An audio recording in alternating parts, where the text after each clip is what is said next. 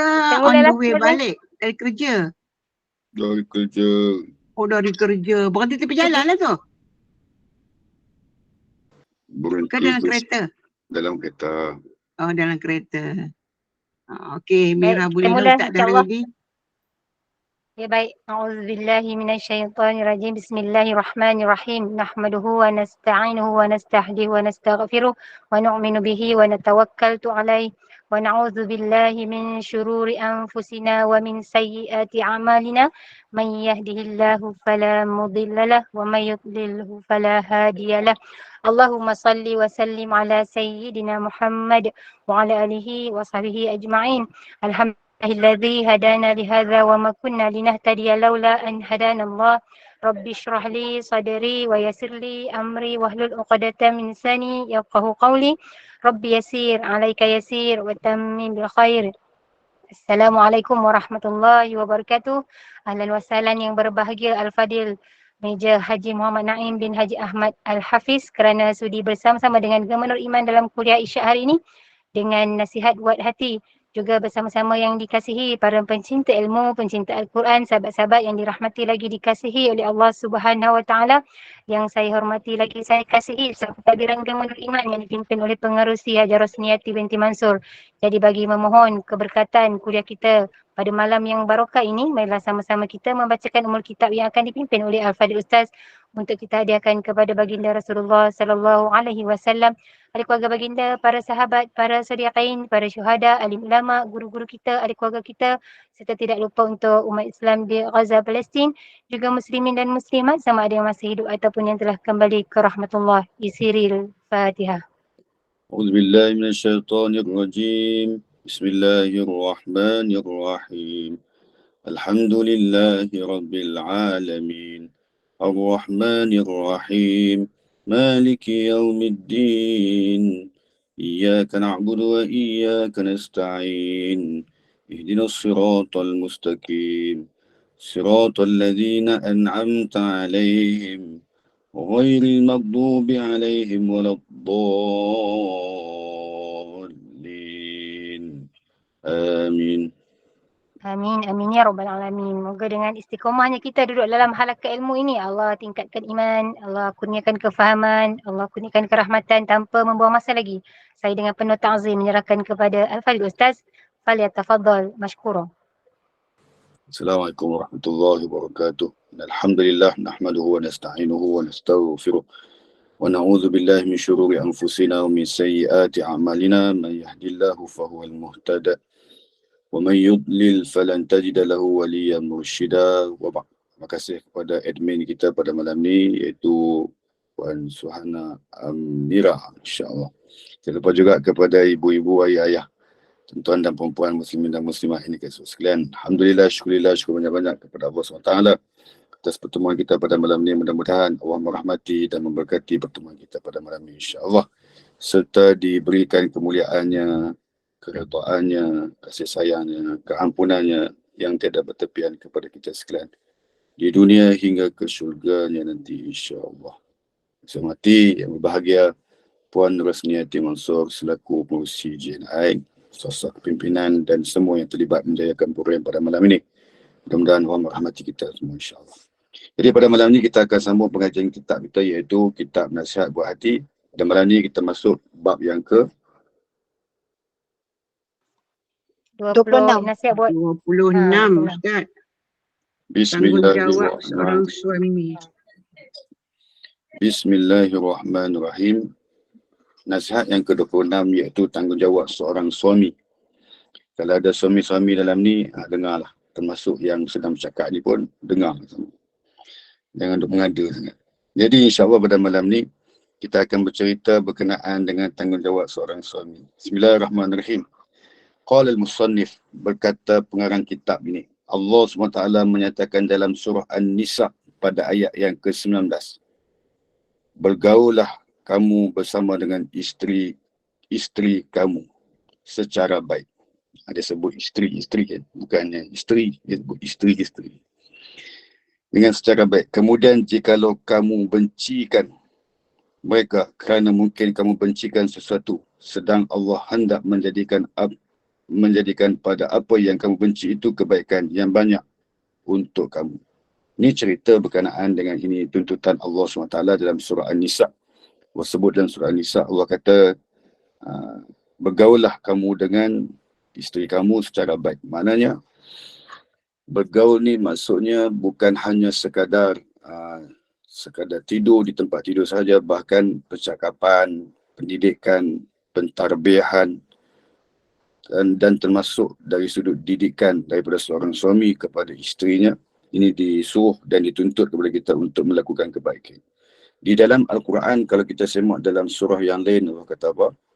فَإِمْسَاكُمْ بِمَعْرُوفٍ أَوْ تَسْرِيحٌ بِإِحْسَانٍ فَإِمْسَاكُمْ بِمَعْرُوفٍ أَوْ تَسْرِيحٌ بِإِحْسَانٍ. Ambil dengan cara yang baik.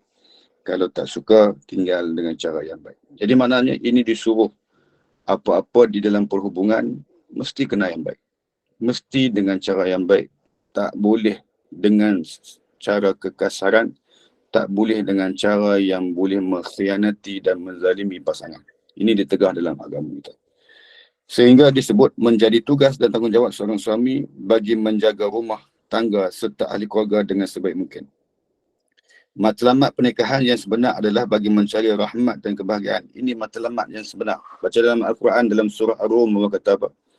لِتَسْكُنُوا إِلَيْهَا وَجَعَلَ بَيْنَكُمْ مَوَدَّةً وَرَحْمَةً إِنَّ فِي ذَلِكَ لَآيَاتٍ لِقَوْمٍ يَتَفَكَّرُونَ. Ini matlamat kahwin. Maknanya apa? Bagi mencari rahmat dan kebahagiaan. Sakinatan mawaddah wa rahmah. Bukan sekadar menjadi tempat melepas nafsu serta mengambil kesempatan di atas kebaikan yang ada dalam keluarga tersebut. Soalan ini adalah khusus buat mereka yang bergelar suami ataupun bakal menjadi suami. Dengar ni para suami, dengar. Ini cerita bagi sang suami yang berada di mana-mana. Soalannya, apakah pada hari ini kita sudah menunaikan amanah terhadap isteri masing-masing? Bagaimana nafkah mereka yang zahir dan juga batin? Sudahkah dilunasi hak isteri? Seorang suami tidak seharusnya menafikan hak isteri, apatah lagi bertindak di luar batasan terhadap mereka. Ia adalah suatu kesalahan dan pasti mengundang marah Allah SWT.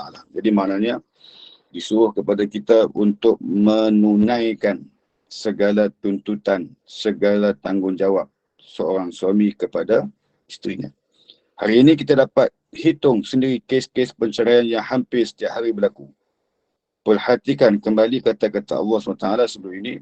Jangan mudah termakan hasutan nafsu yang sentiasa bertindak mahu merosak dan memporak-perandakan kebahagiaan. Bersabar atas setiap ujian dan cubaan dalam rumah tangga serta berkomunikasi dengan cara yang baik bersama pasangan. Pasti ada penyelesaian dalam segala masalah yang dihadapi. Maknanya seorang suami dia kena faham isteri dia. Kena faham sehabis-habis. Tak semestinya suami dia kena faham, isteri pun kena faham juga suami dia. Jadi maknanya hidup di dalam berumah tangga iaitu mesti saling faham memahami. Hidup dalam rumah tangga mesti saling percaya dan mempercayai. Hidup dalam rumah tangga mesti rukun di dalam berumah tangga. Jadi dalam keadaan tersebut disebut kepada kita bahawasanya menunaikan tanggungjawab kita sebagai seorang suami bukan hanya sekadar dalam keadaan nak melepaskan hasutan nafsu saja, bahkan tetapi penyelesaian segala permasalahan yang ada dalam rumah tangga. Selesai apa tuntutan dia, apa kehendak dia, apa keinginan dia, apa kesukaan dia, apa yang digemari dia. Banyak benda tu. Yang senang nak jaga orang perempuan. Susah. Susah ya Allah. Tak tahulah. Orang perempuan ni dia ada benda-benda dia Allah jadikan dia sebagai seorang makhluk yang ada macam-macam hal pada dia. Macam-macam hal dia ni macam-macam. Macam-macam lah. Siapa yang masih ada isteri, macam-macam dia hadapi. Tengok kehidupan dia. Kadang-kadang tu rasa macam tak ada akal pun lah. Tak ada akal. Tapi dia boleh buat satu benda tu. Dia boleh buat satu benda. Apa benda lah, benda kecil macam tu pun kau risau. Ya Allah. Kita macam tu lah. Kita punya prasangka. sangkaan kita macam tu. Kan? Kadang-kadang kita tengok benda yang di luar akal pun dia buat. Ya Allah, hebatnya benda macam tu pun dia pandai. Kadang-kadang dia berakal, kadang-kadang dia tidak berakal. Kadang-kadang dia bertindak mengikut selera dia. Kadang-kadang dia bertindak mengikut pengetahuan dia. Bagus itu. Tetapi yang bimbang, dia bertindak tak mengikut seperti mana yang dipelajarinya. Contoh, kita kahwin. Ini contoh lah. Jangan sangkaan siapa-siapa. Kita kahwin dengan seorang isteri yang ada PhD bahagian pengajian Islam. Pengajian Islam. PhD pengajian Islam. Doktor falsafah pengajian Islam. Hebat. Kahwin, Masya Allah, hebat. Dari sudut pergaulan bagus, bila main satu isu, main satu benda, sehingga dia bertindak seolah-olah dia ni macam tak mengaji agama langsung. Dia boleh bertindak tu seolah-olah macam dia ni tak mengaji agama. Kita punya sangkaan sampai jadi macam tu. Contohnya apa? Di dalam agama kita, seorang isteri tak boleh, contohlah, ini saya nak sebut pun saya segan ni sebab semua dalam ni majoriti perempuan dalam ni. Majoriti perempuan, tak kira semua pakai bunyi suara. Saya terpaksa left daripada syarahan saya ni. Itu bimbang saya tu. Bila contoh kita tengah, contoh yang ni tahu, ni contoh ni berapa kali duk cakap contoh saya daripada kata aku pula. Berkata Ustaz Naim tak ada. Yang ni contoh kan. Contohnya kahwin dengan seorang doktor falsafah pengajian Islam. Dia mengaji pula di mana? Kita berbual di Jordan lah contoh. Jordan PhD bahagian apa? Bahagian syariah kekeluargaan. Hebat. Syariah kekeluargaan, dia PhD. Honest lagi, pujian lagi. PhD 4 flat. Insya-Allah.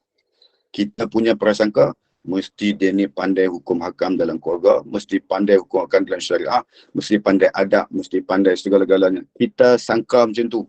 Sangkaan baik tu. Jadi bila kahwin, alhamdulillah bahagia, tahun pertama bahagia, tahun kedua bahagia, tahun ketiga bahagia, dapat anak pula bahagia, alhamdulillah, tahun keempat bahagia, tahun kelima bahagia, tahun keenam bergaduh. Contoh ni bergaduh perang besar ni antara Israel dengan Palestin. Gaduh. Bila bergaduh ni, dia angkat meja, lalu dia terbalik meja depan-depan kita.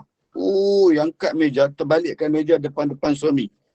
Allahu Akbar. Kita kata hang ni sampai tak ada akhlak langsung, sampai tak reti hormat suami, sampai hang nak tunjuk pandai baran hang mengatasi Al-Quran yang hang belajar di universiti mana? Di Universiti Jordan.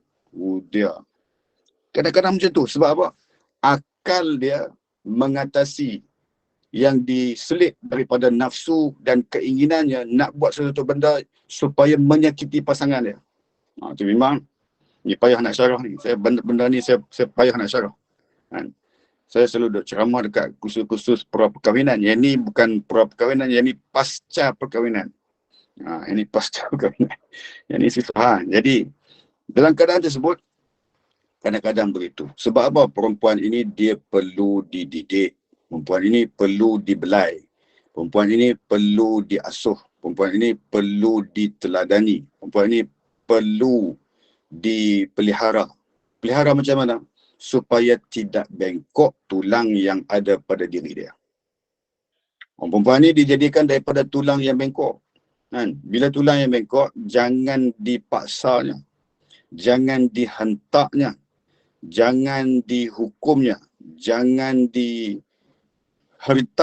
Jangan dihaldiknya. Jangan dikasarinya. Banyak jangan tu. Tu pantang tu orang perempuan tu. Orang perempuan ni, contoh.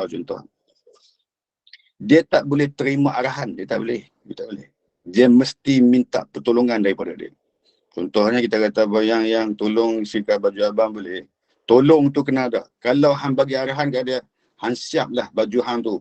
Mungkin baju hang tu itulah muka hang.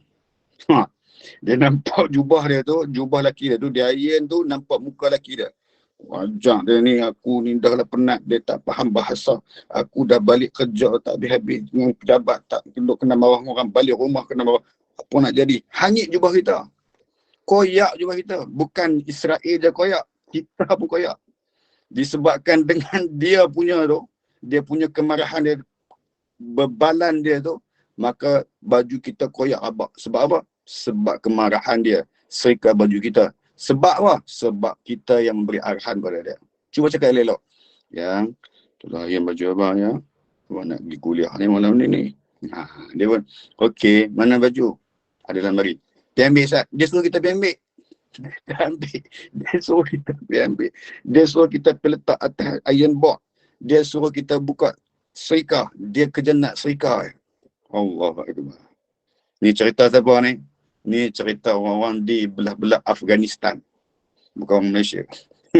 Orang Malaysia tak ada tu. Orang Malaysia baik, solehah semua. Termasuk semua yang dengar ni pun semua sama. Yang gelak ke, yang tak gelak ke, yang tak tahu apa ke, yang dengar saja ke, yang dengar ke, semua sama. Jadi itu lah. Maknanya dia perlu dididik, dia perlu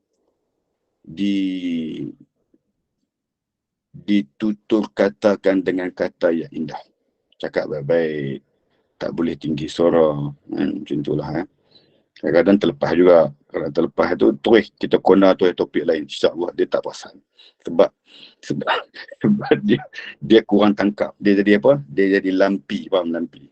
Lampi tu lambat pick up. Sekian dimalukan. Kemudian, suami jangan mudah melafazkan talak kepada isteri. Bukan itu. Hari ini kita dapat hitung sendiri kes-kes perceraian yang hampir setiap hari berlaku. Perhatikan kembali kata-kata Allah SWT sebelum ni. Jangan mudah termakan hasutan nafsu yang sentiasa bertindak mahu merosak dan memperandakan kebahagiaan. Bersabar atas setiap ujian dan cubaan dalam rumah tangga. Serta berkomunikasi dengan cara yang baik. Cara yang baik. Komunikasi ni dia ada dua. Satu verbal, satu non-verbal. Kalau mengaji tu lah. Kalau mengaji komunikasi punya ilmu kan. Dia satu verbal dengan non-verbal. Dia sebut macam tu. Verbal ni apa? verbal ni kita cakap secara live depan dia. Tanpa menggunakan perantaraan. Kalau menggunakan handphone hantar WhatsApp, iaitu non-verbal nama dia. Macam tu cakap dalam WhatsApp. 5 minit lagi I sampai. Cakap yang tu. Dia pun okey. Yang tu namanya non-verbal. Ataupun verbal, kita cakap terus depan-depan dia. Cakap yang tu. Beza. Jadi dengan cara baik semua. Kalau dalam Islam ni dia ada 10 kata-kata yang disuruh oleh agama kita. Antaranya qaulan sayyida, qaulan sadida, qaulan layyina, qaulan maisura. Banyak tu.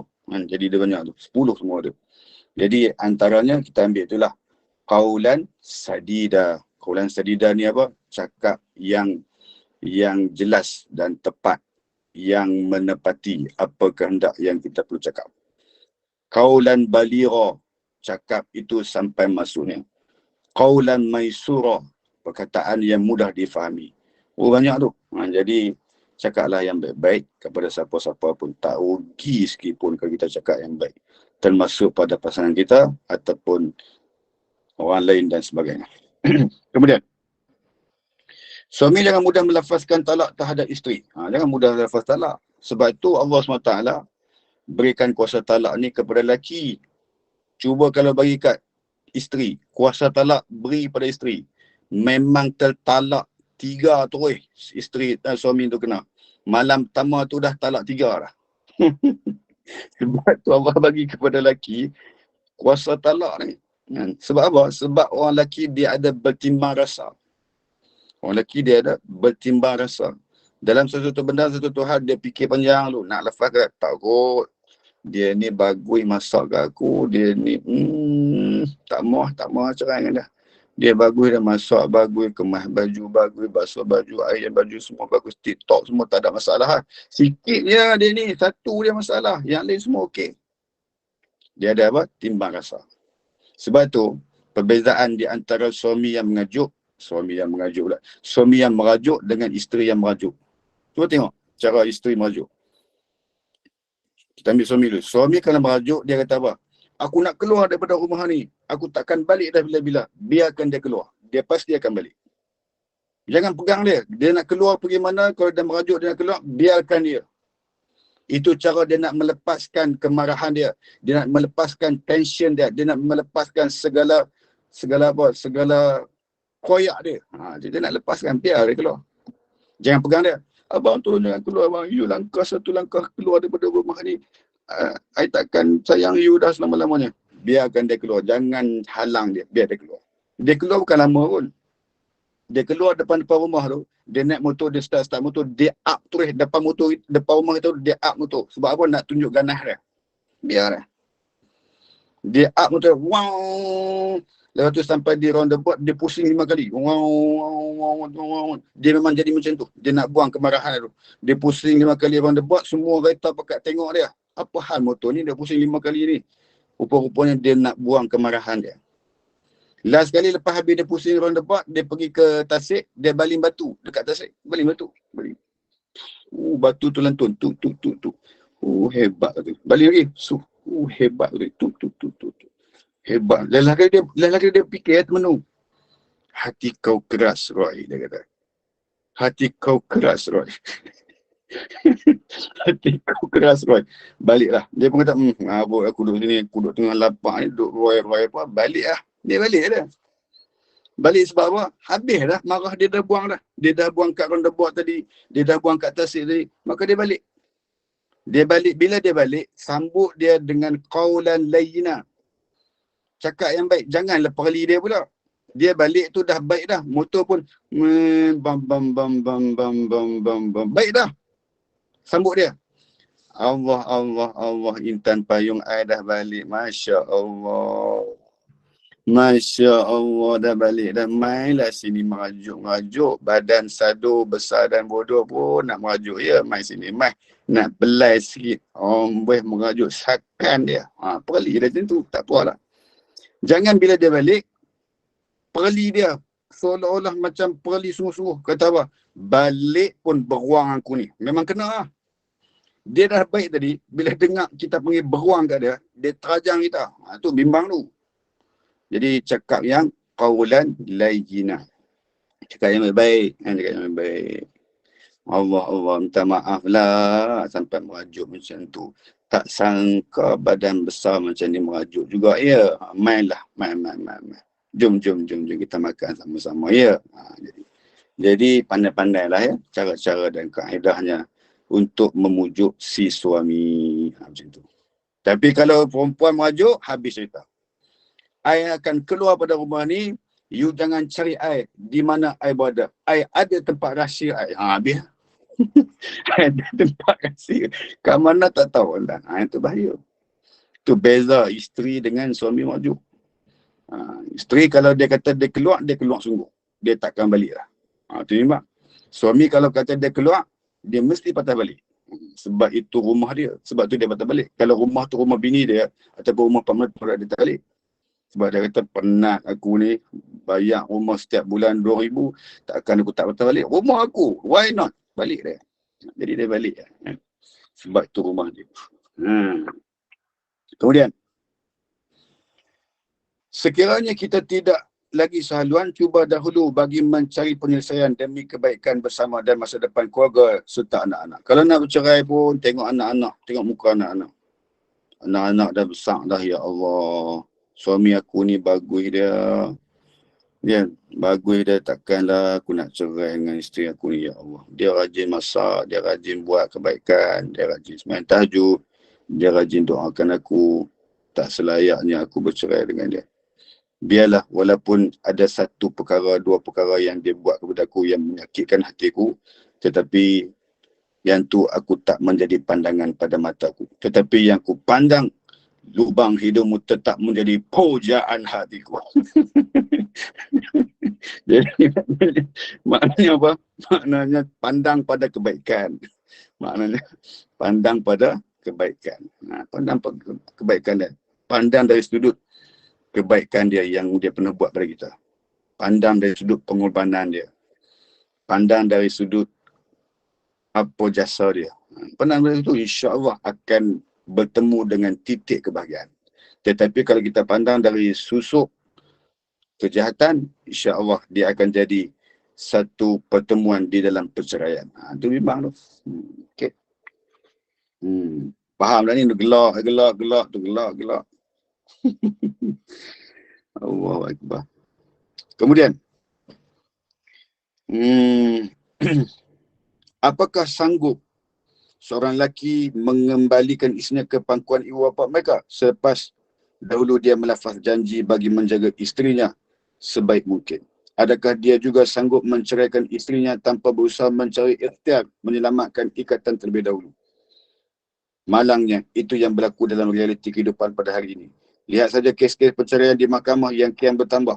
Lebih menyedihkan apabila ada sebahagian besar peratusan kes adalah melibatkan pasangan beragama Islam. Sehari bercerai berapa di Malaysia? Siapa tahu.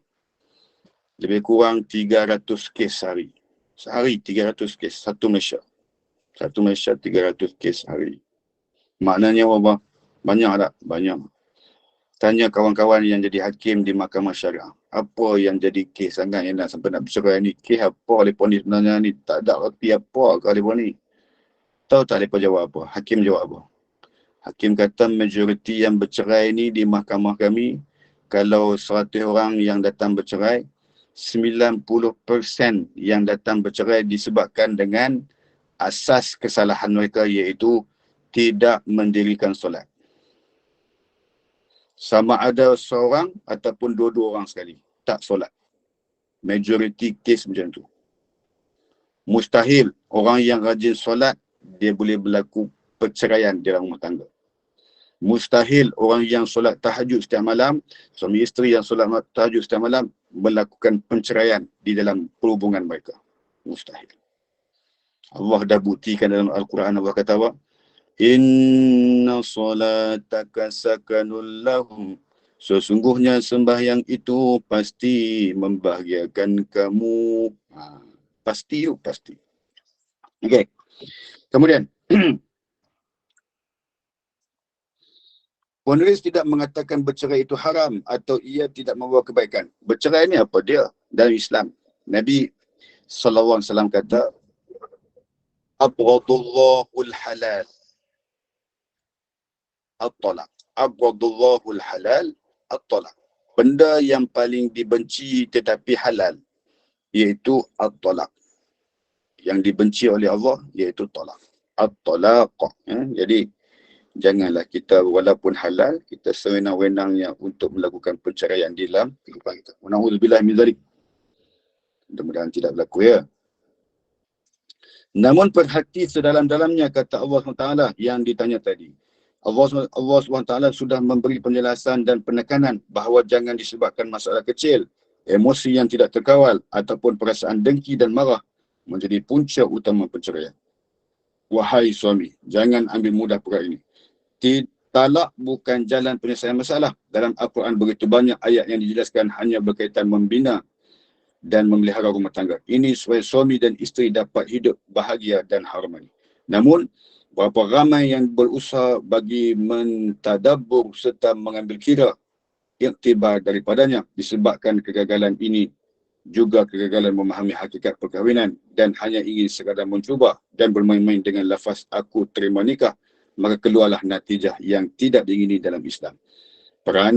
Pesanan buat si suami. Apabila kita mengambil seorang perempuan itu sebagai isteri, ini bererti kita mengambil dan memikul amanah daripada Allah SWT. Tanggungjawab itu bukan sekadar memberi nafkah, minum, makan dan pakaian dan tempat tinggal semata-mata, namun juga menjadi keutamaan buat seorang suami dalam memberi penekanan tarbiyah kepada isterinya supaya mereka terdorong bagi menjadi wanita yang salihah. Itu yang sepatutnya kan. Didik isteri sebelum dia nak keluar tu scan dia. Scan daripada hujung rambut sampai hujung kaki. Bertepatan tak dengan kehendak agama. Tengok tudung dia, labuh tak labuh.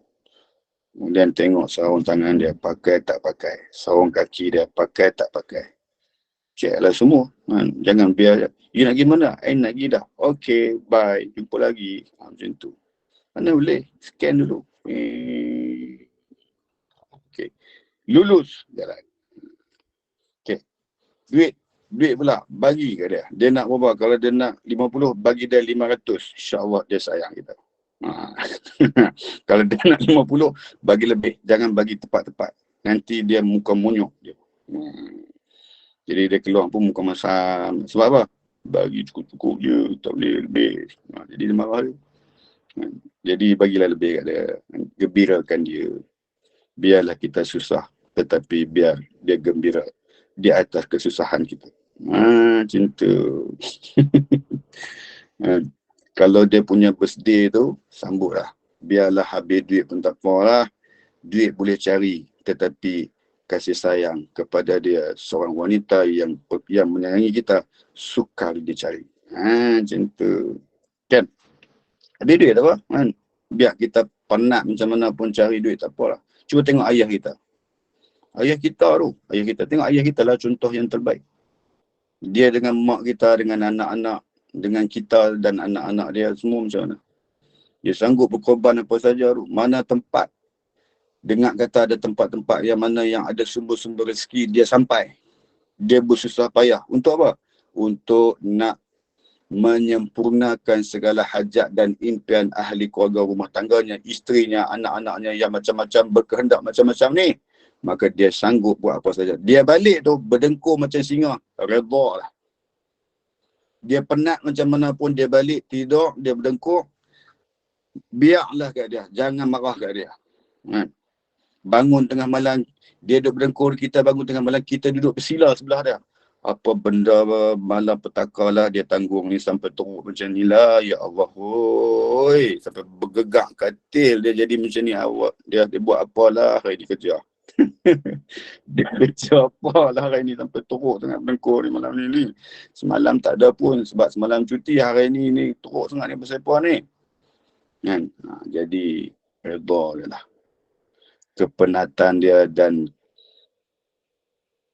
Kepenatan dan kesensaraan dia dalam mencari nafkah dan rezeki untuk keluarganya, hargailah dengan layanan-layanan yang baik kepada dia. Tutur kata yang baik, apa keperluan dia jaga, insya-Allah bahagialah. Ada orang tua pesan. Hang kalau nak kahwin, hang jaga suami hang jaga makan, minum, pakai, tempat tidur. Cukup, hang bahagialah. Dia kata macam tu. Makan, minum, pakai, tempat tidur. Dia kata macam tu. Ada lagi tak? Ada lagi tak? Dia sebut macam tu. Orang tua-tua lah sebut. Bukan saya sebut. Saya dengar orang tua-tua dia pesan kat anak-anak menantu buat. Dengar orang tua-tua. Hang jaga yang tu. Hang jangan buat main-main. Benda ni hang jaga. Hang jaga yang ni, clear lah hang. Selamatlah hang. Hang tak jaga yang ni, habis hang silap. Jadi, itu pesan orang tua-tua dulu ya. Kan? Kemudian.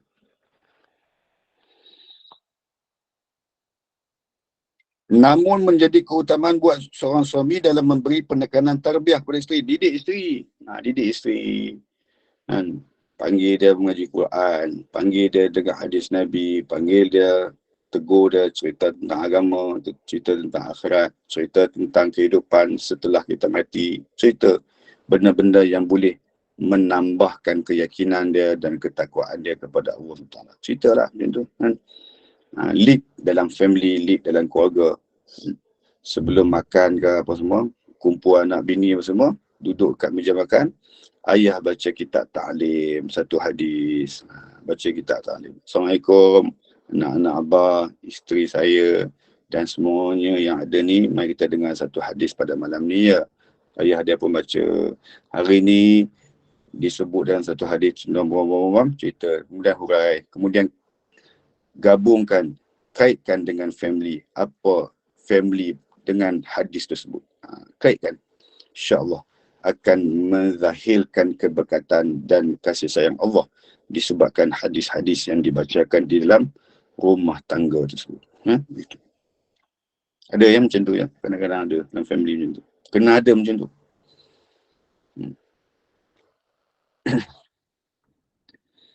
Saya cerita sikit lah. Arwah ayah saya. Tu saya kecil-kecil dulu, saya duduk di Perlis.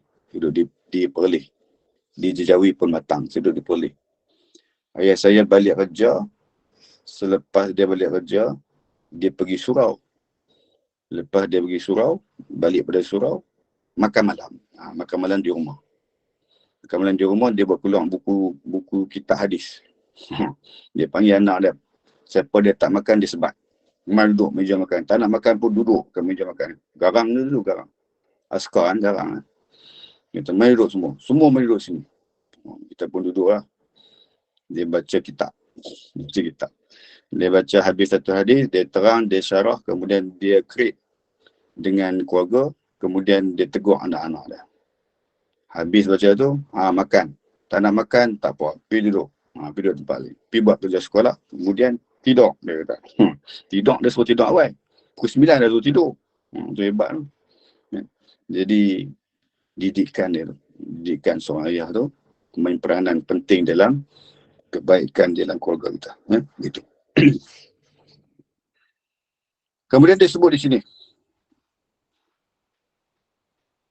Namun juga menjadi keutamaan buat seorang suami dalam memberi penekanan tarbiyah kepada isteri supaya mereka terdorong bagi menjadi wanita yang solehah. Ramai suami yang melebihkan pemberian nafkah keduniaan semata-mata dan terlupa bagi menjaga juga mengambil berat soal ibadat dan hubungan dengan Allah SWT. Ramai suami dia tabur harta dekat isteri dia. Bagi segala apa nak bagi.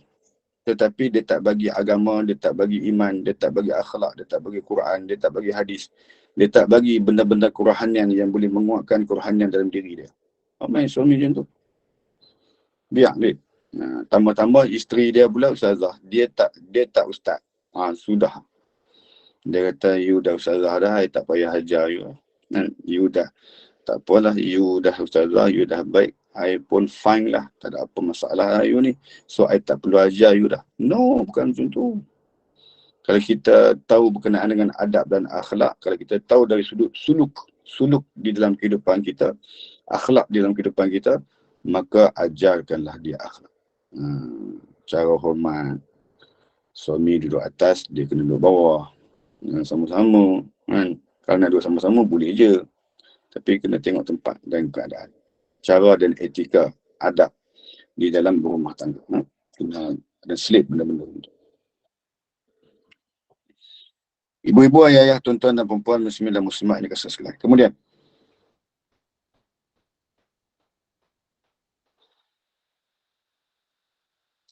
dan terlupa bagi menjaga juga mengambil berat soal ibadat dan hubungannya dengan Allah Ta'ala. Hitung sendiri bagaimana solat, akhlak, aurat dan pergaulan mereka. Jangan dipandang enteng kerana para suami yang bertanggungjawab mendidik isterinya. Ada satu hadis yang menceritakan perihal sikap suami yang tidak diredai dan dirahmati Allah SWT. Satu sikap yang ditegas dan dikecam keras dalam agama, iaitu dayus. Para sahabat pernah bertanya kepada Nabi SAW berkenaan maksud sebenar suami yang dayus. Lalu mereka menjawab. Lalu baginda SAW menjawab, iaitu suami yang tidak menjaga dan melindungi maruah isteri serta ahli keluarganya. Itu dia. Dayus tu maksudnya apa? Suami yang tidak pandai menjaga. Menjaga apa? Menjaga dan melindungi maruah isteri dan serta ahli keluarganya. Itu dayus. Itu dosa besar. Ini tak baik benda macam ni. Kena jaga. Dia bukan hanya jaga isteri dia saja, jaga adik-beradik semua. Keberadaan dalam keluarga itu apabila dah sah akad nikah, maknanya dia menerima keseluruhan keluarga dia, keseluruhan family dia menjadi family dia di saat apabila diijab kabulkan. Macam tu. Kan? Kesimpulannya, sebelum melangkah masuk ke alam perkahwinan, suami khususnya perlu matang dan berfikiran jauh bagi membawa dan mengemudi bahtera kehidupannya supaya benar-benar terarah menuju kebenaran. Sebelum, semasa dan selepas perkahwinan perlu difikir dan dirancang rapi supaya diri lebih bersedia menghadapi sebarang kemungkinan. Itu kena ada.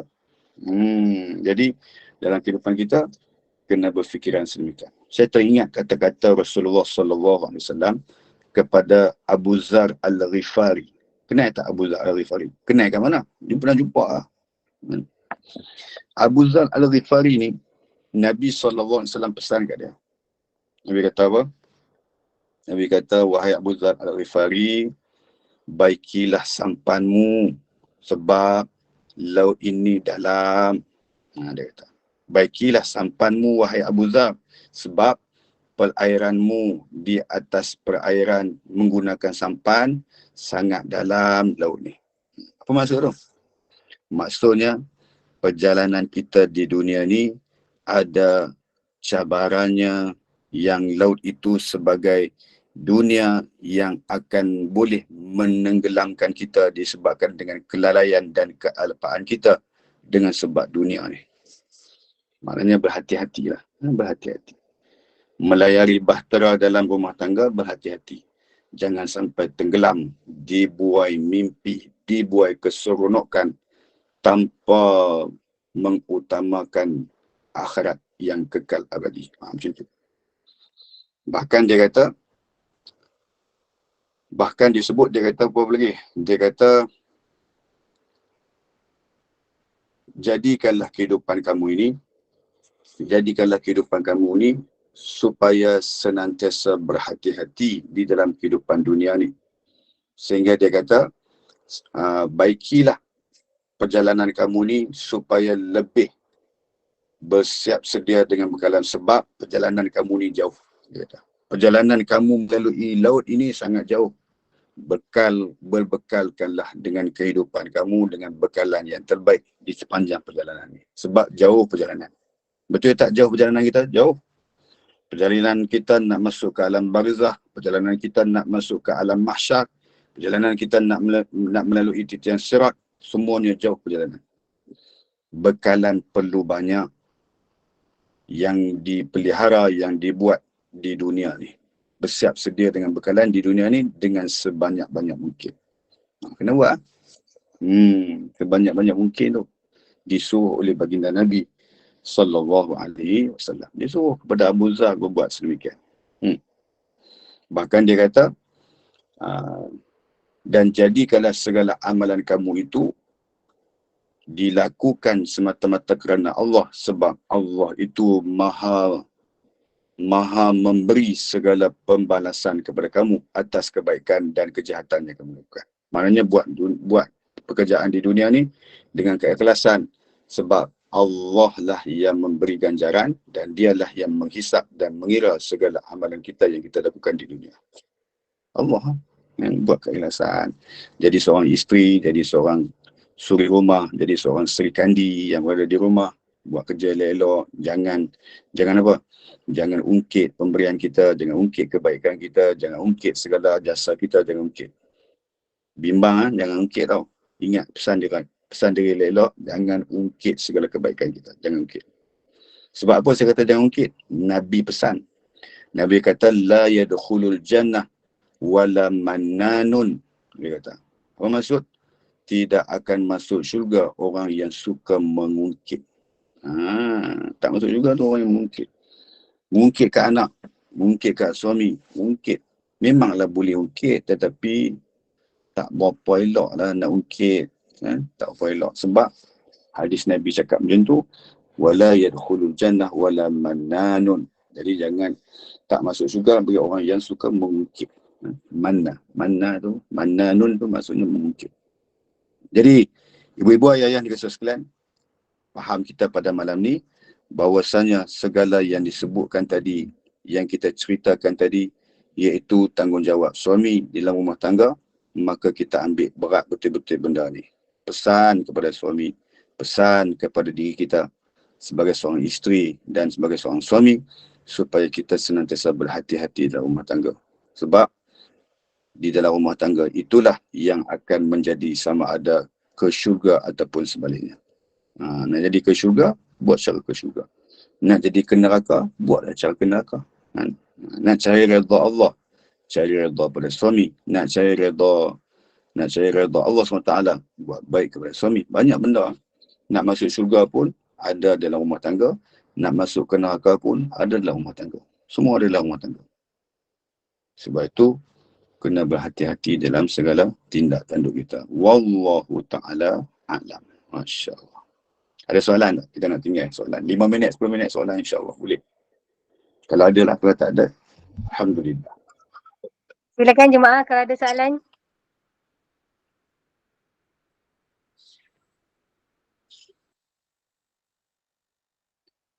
Nak tanya apa semua, senior semua. Ustaz, saya tanya satu soalan boleh? Ya. ada perkahwinan antara lain mazhab. Contohnya suami mazhab Hanafi, isteri mazhab Syafi'i. So macam mana suami nak ajar isteri sebab lain mazhab? Terima kasih. Okay. Mazhab-mazhab ni dia tak ada masalah sangat pun. Sebab walaupun mazhab tak sama, tetapi saluran tu ke arah yang sama. Dia macam ni lah mazhab. Mazhab ni atas pandangan sesuatu pandangan dalam mazahib arba'ah. Contohnya suami mazhab Hanafi, isteri bukan mazhab Hanafi. Kita tengok keadaan dalam rumah tangga kita. Kalau si suami tu jadi imam, dia tak angkat doa kunut, kita tak payahlah angkat doa kunut. Ikutlah imam, tak ada masalah. Boleh, tak ada masalah.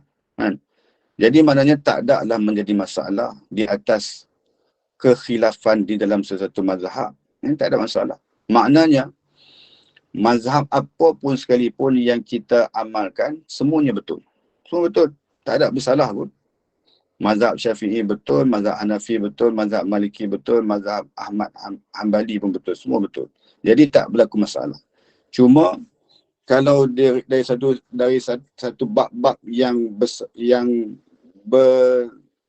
berbeza di antara mazhab-mazhab yang kita ada dengan dia punya mazhab, jadi berlapang dada dan menghormati atas apa yang dia buat. Hormat. Di dalam bermazhab, kalau kita reti hormat, kalau kita reti berlapang dada dan kita reti hormat atas pandangan dia dan apa perbuatan dia yang bertepatan dengan mazhab dia, maka akan selamat semua. Macam cerita yang saya sebut selalu saya cerita dah. Saya cerita pasal Imam Malik dengan Imam Syafi'i tu, saya dah cerita lama dah. Imam Malik kata, rezeki ni tak perlu cari. Dia hanya sekadar berdoa saja. Ini kata Imam Malik. Imam Syafi'i kata, no. Rezeki perlu berdoa, perlu dicari dan perlu berusaha dan bertawakal pada Allah. Dua-dua sama. Dua-dua berbeza pandangan anak murid dengan tok guru. Apa jadi? Imam Syafi'i pun balik daripada pengajian dia daripada Imam Malik. Imam Syafi'i pun balik ke kampung halaman dan dia bertugas dan dia bekerja cari rezeki. Dia dapat upah, dia dapat duit, dia dapat buah-buahan. Bila dia dapat hadiah daripada orang yang beri kepada dia, dia teringat, dia kata aku teringat tok guru aku nak pergi bagi kat dia lah. Dia pergi jumpa dengan Imam Malik. Wahai Imam Malik, nak hadiah untuk kau. Imam Malik kata, aku baru je berdoa kepada Allah supaya Allah datangkan rezeki pada aku. Kan betul kau dah bawa rezeki pada aku. Aku tak usaha pun, cuma aku hanya berdoa saja. Betul kata Imam Malik dan betul kata Imam Syafi'i. Imam Syafi'i kata, rezeki mesti berusaha, mesti doa, mesti usaha untuk mendapatkannya dan mencari untuk mendapatkannya. Dua-dua betul, tak bergaduh dua-dua orang. Kenapa kita yang hidup di dunia ni, kita perlu bergaduh sedangkan kita bermazhab masing-masing? Hormatilah pandangan orang masing-masing. Dia ada hujah, dia ada dalil, kita ada hujah, kita ada dalil. Pakat-pakat buatlah. Masing-masing, tak ada masalah. Kan? Itu dari sudut pandangan saya. Wallahu ta'ala a'lam.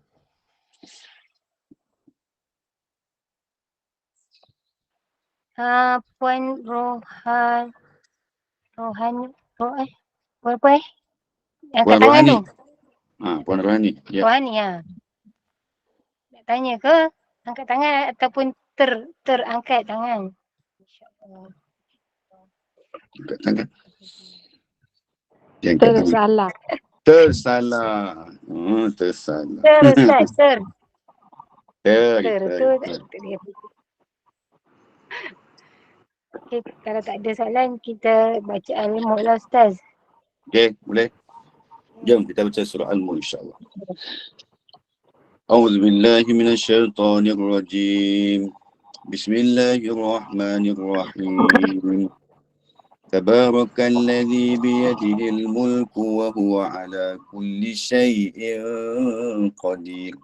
الذي خلق الموت والحياة ليبلوكم أيكم أحسن عملا وهو العزيز الغفور الذي خلق 7 سماوات طباقا ما ترى في خلق الرحمن من تفاوت فارجع البصر هل ترى من فتور ثم ارجع البصر كرتين ينقلب إليك البصر خاسئا وهو حسير ولقد زينا السماء الدنيا بمصابيح وجعلناها رجوما للشياطين وأعتدنا لهم عذاب السعير وللذين كفروا بربهم عذاب جهنم وبئس المصير إذا ألقوا فيها سمعوا لها شهيقا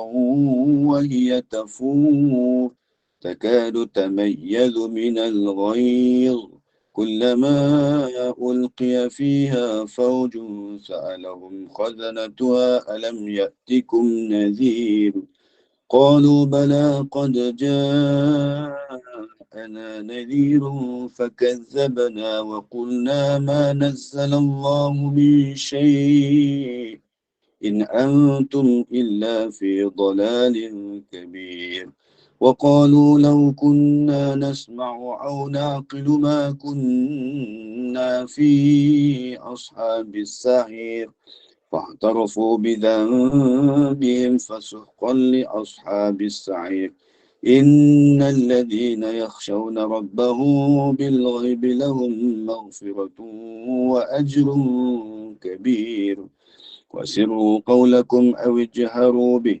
إنه عليم بذات الصدور ألا يعلم من خلق وهو اللطيف الخبير والذي جعل لكم الأرض ذلولا فامشوا في مناكبها وكلوا من رزقه وإليه النشور أأمنتم من في السماء أن يخسف بكم الأرض فإذا هي تمور أم أمنتم من في السماء أن يرسل عليكم حاصبا فستعلمون كيف نذير ولقد كذب الذين من قبلهم فكيف كان نكير أولم يروا إلى الطير فوقهم صافات ويقبضن ما يمسكهن إلا الرحمن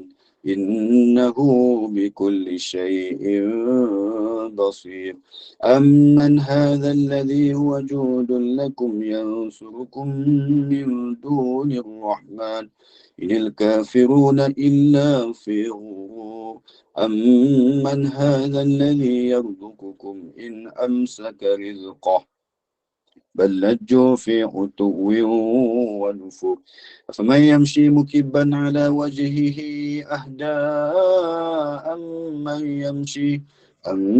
يمشي سويا على صراط مستقيم قل هو الذي أنشأكم وجعل لكم السمع والأبصار والأفئدة قليلا ما تشكرون قل هو الذي ذرأكم في الأرض وإليه تحشرون ويقولون متى هذا الوعد إن كنتم صادقين قل إنما العلم عند الله وإنما أنا نذير مبين فلما رأوا زلفة سيئت وجوه الذين كفروا وقيل هذا الذي كنتم به تدعون قل أرأيتم إن أهلكني الله ومن معي أو رحمنا فمن يجير الكافرين من عذاب أليم قل والرحمن آمنا به وعليه توكلنا فستعلمون من هو في ضلال مبين قل أرأيتم إن أصبح ماؤكم غورا فمن يأتيكم بماء معين صدق الله العظيم أعوذ بالله السميع العليم من الشيطان الرجيم بسم الله الرحمن الرحيم الحمد لله بعمي والصلاة والسلام على أشرف الأنبياء والمرسلين وعلى آله وصحبه أجمعين. Wahai Allah, ya Tuhan kami, pada malam yang penuh dengan keberkatan ini, wahai Allah, Apalah kiranya anugerahkan kami kesihatan yang baik, keafiatan yang berterusan, kesembuhan daripada segala penyakit buat diri kami serta seluruh sesekara kami. Bahkan dikurniakan kepada kami keampunan-Mu, keredaanmu, kasih sayang-Mu yang tiada bertepian kepada kami sekalian di dunia hingga ke syurga-Mu, wahai Allah. Wahai Allah, ya Tuhan kami, rezekikan kami untuk bertaubat sebelum tibanya ajal kepada kami. Rezekikan kami untuk mendapat husnul khatimah di akhir hayat kami nanti, wahai Allah. Rezekikan kami juga, wahai Allah, agar dibebaskan kami daripada kesengsaraan dan azab di alam kubur dan di alam mahsyar-Mu nanti, wahai Allah. Wahai Allah, ya Tuhan kami, majlis ilmu yang penuh dengan keberkatan ini, wahai Allah, apalah kiranya menjadi asbab buat ibu dan ayah kami yang telah meninggal dunia, dijadikan kubur ibu dan ayah kami satu taman daripada taman-taman syurga-Mu, dan jangan sesekali Kau jadikan kubur ibu dan ayah kami satu lubang daripada lubang-lubang api neraka-Mu, ya Rahman. Wahai Allah, ya Tuhan kami, jadikanlah anak-anak kami anak-anak yang soleh dan solehah. Cemerlangkanlah anak-anak kami di dalam pelajaran mereka, khususnya anak-anak kami yang bakal menduduki peperiksaan SPM pada tahun ini, wahai Allah. Mudah-mudahan diberikan pertolongan nusrah yang berkekalan kepada mereka. Mudah-mudahan beroleh kejayaan yang cemerlang seperti yang diidamkan. Allahumma rabbana 'alaika tawakkalna wa ilaika anabna wa ilaikal masir. Wahai Allah, ya Tuhan kami, jadikanlah kami para suami yang soleh. Jadikanlah para isteri yang solehah. Jadikanlah kami suami isteri yang soleh dan solehah. Permudahkanlah urusan dunia dan akhirat kami, wahai Allah. Wahai Allah, ya Tuhan kami, selamatkan kami pada setiap waktu dan ketika, tidak kira di mana jua kami berada. Juga kami pohonkan kepadamu, wahai Allah, selamatkanlah negara kami yang tercinta ini, wahai Allah, dari segala ancaman dan mara bahaya, dari segala kekacauan dan huru-hara, agar kami dapat hidup dalam aman dan sejahtera. Allahumma ja'al jam'ana hadha jam'an marhuma wa tafarruqana min ba'di tafarruqan ma'suma. Rabbana atina fid dunya hasanah fil akhirati hasanah wa qina azabannar. Sallallahu ala sayyidina Muhammad wa ala alihi wa sahbihi wa sallam. Walhamdulillahi rabbil alamin. Subhanakallahumma bihamdik, asyhadu an la ilaha illa anta, astaghfiruka wa atubu ilaik. Bismillahirrahmanirrahim. Wal 'asri innal insana lafi khusr illa alladhina amanu wa 'amilus shalihat wa tawasaw bil haqqi wa tawasaw bis sabr. وهذا وبالله التوفيق والهداية. Wassalamualaikum warahmatullahi wabarakatuh. Terima kasih GNI.